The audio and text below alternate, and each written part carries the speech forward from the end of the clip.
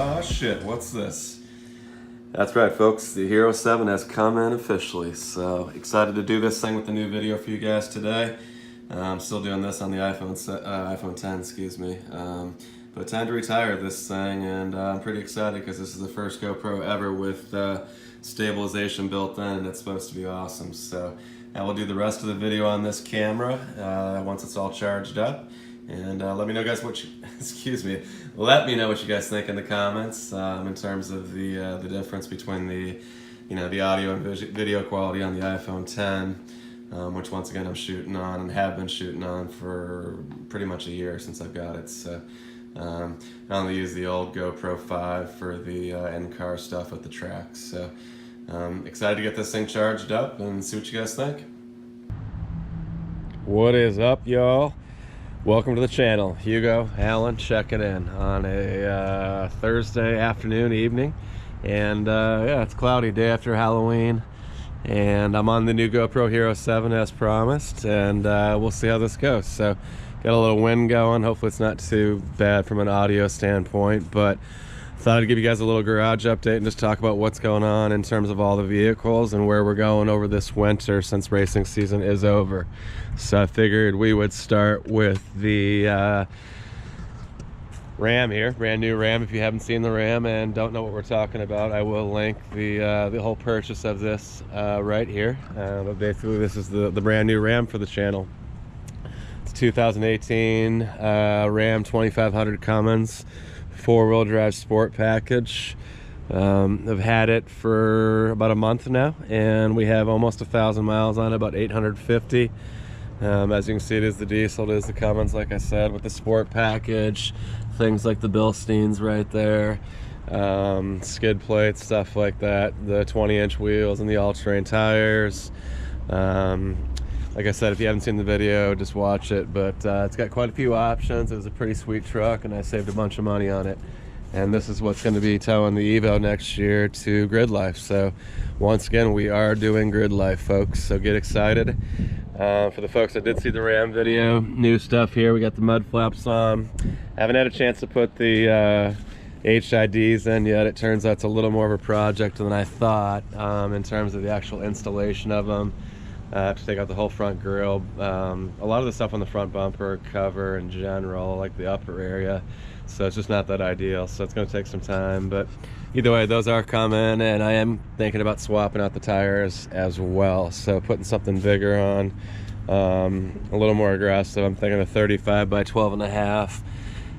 Still the load rangy 20-inch wheel, but as you can see right now, it's a 285 60 R20, so 285 millimeters wide, 60 height at a 20-inch wheel, and I'm thinking about going with the 35 by 12 and a half, something like I'm leaning towards the Goodyear Duratrack, which is like kind of I don't know, bastardized mud terrain tire, but they call it an all-terrain.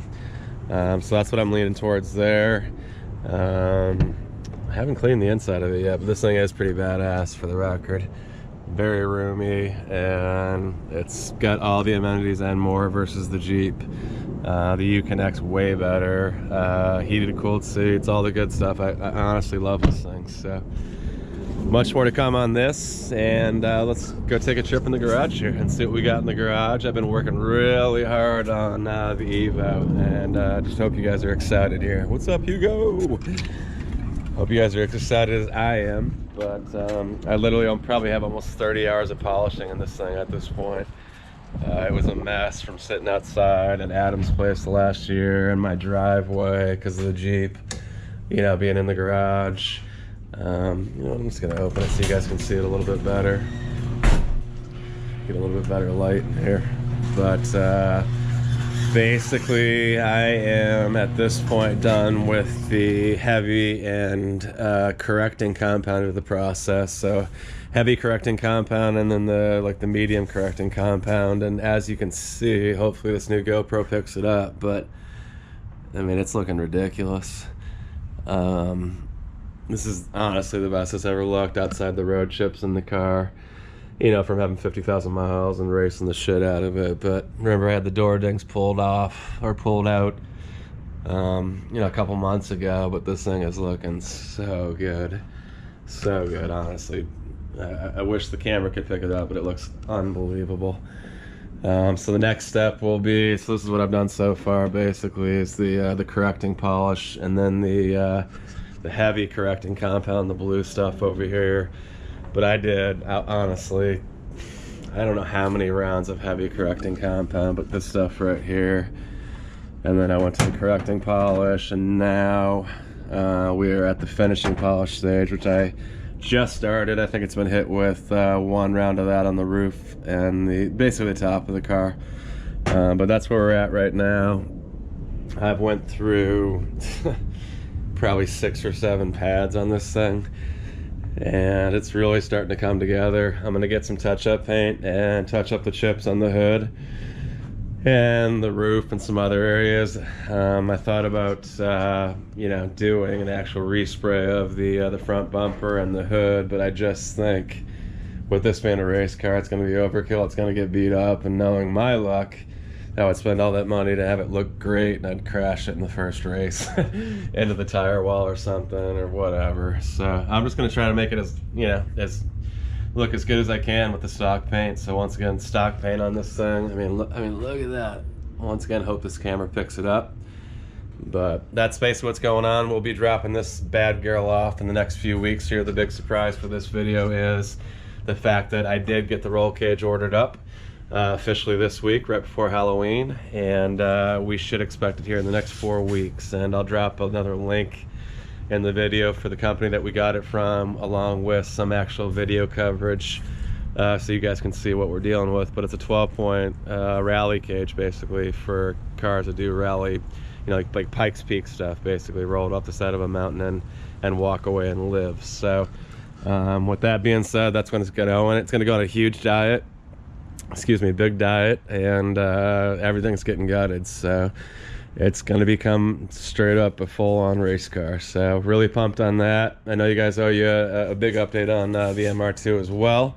But honestly, with everything that's been going on with the new truck, trading in the Jeep and the Lexus, and focusing on this thing, obviously for Grid Life next year, this is kind of slowed down. I apologize. But now that the Evo is going to be going this winter at Adams most of the winter, getting the roll cage put in, so look forward to all that content, obviously.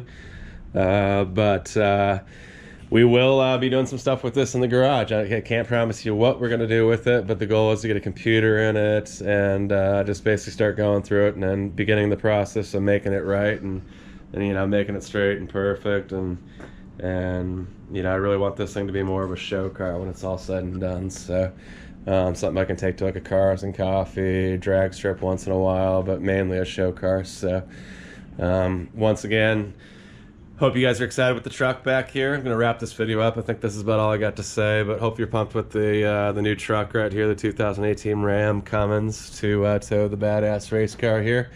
We will be getting a trailer for it as well, sooner than later, probably beginning of next year. And yeah, other than that, really appreciate the support, and we'll check back in. Hope you guys are having a great day. Peace.